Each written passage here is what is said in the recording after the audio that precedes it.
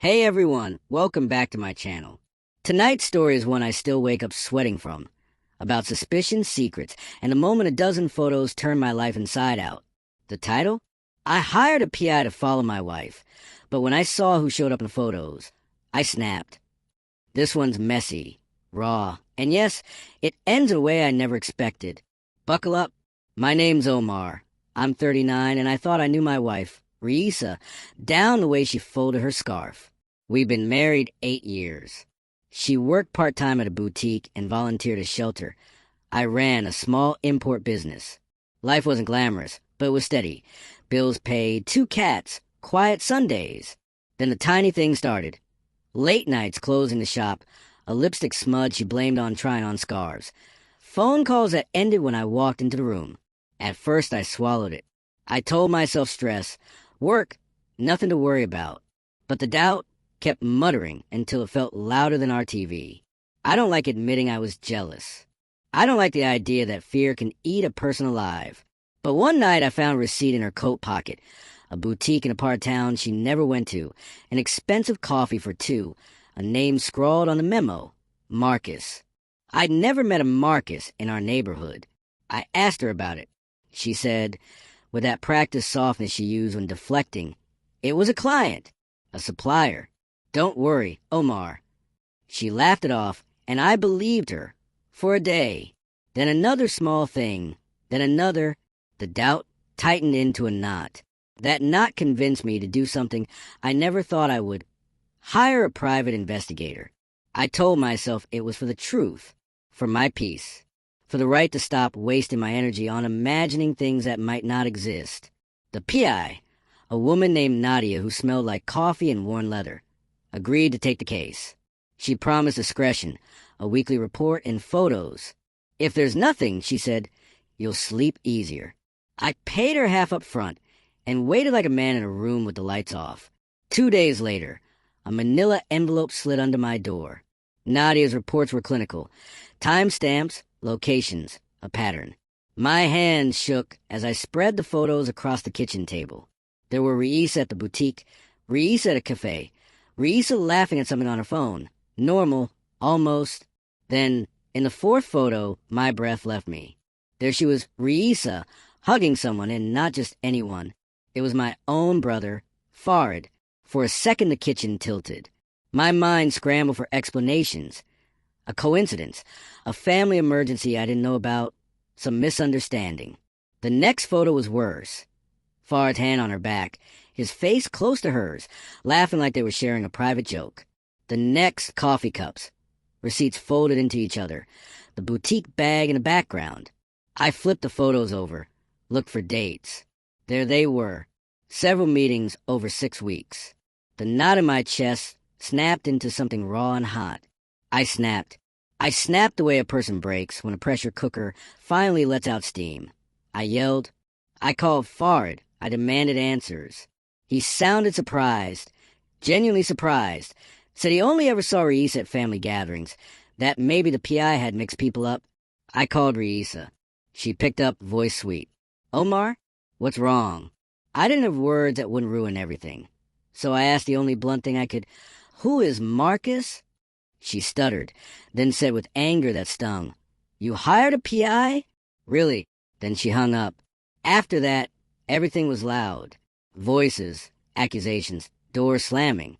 I confronted Reisa with the photos. She went pale, hands trembling.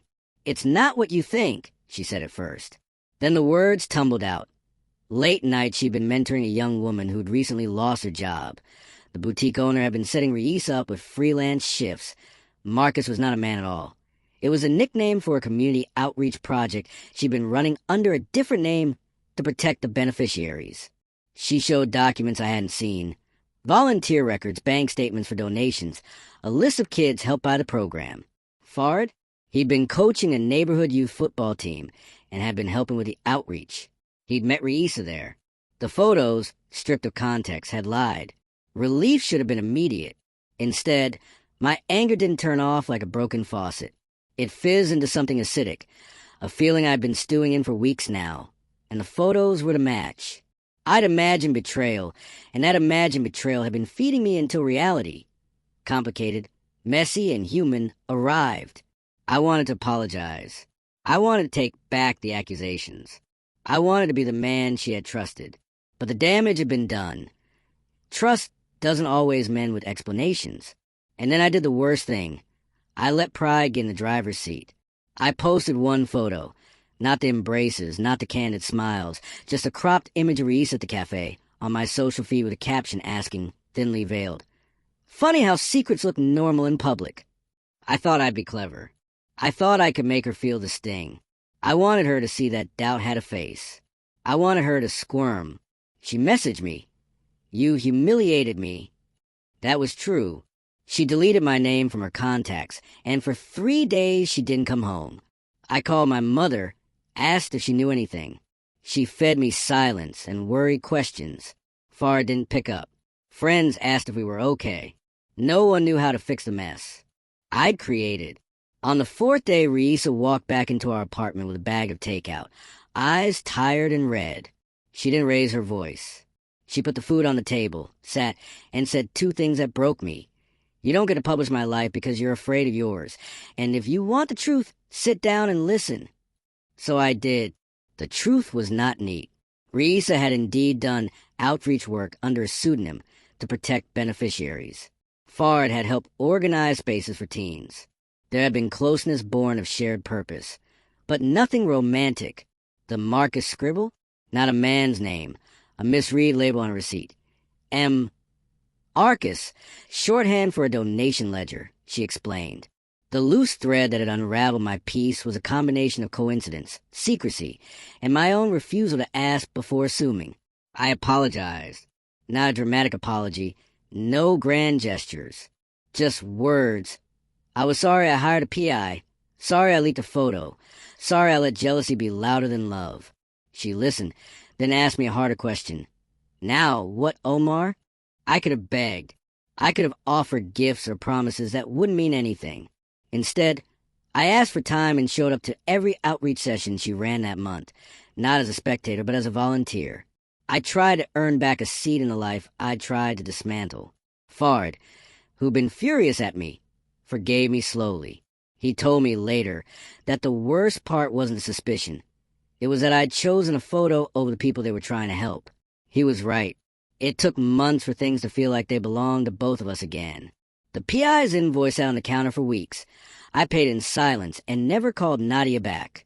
The photos stayed in a drawer for a year. Not thrown away, but folded. A reminder that images can lie if you don't know the story behind them. So did I snap? Yes. I snapped in a kitchen with a manila envelope and the worst kind of certainty. But the real snap, the one that broke me open into something messier and more honest, came when I realized how easy it is to weaponize fear. I learned that suspicion is a small, dangerous thing that can turn ordinary moments into rubble if you feed it instead of questioning it. If there's a takeaway here, it's ugly but true. Protect your curiosity from your assumptions. Ask before you accuse.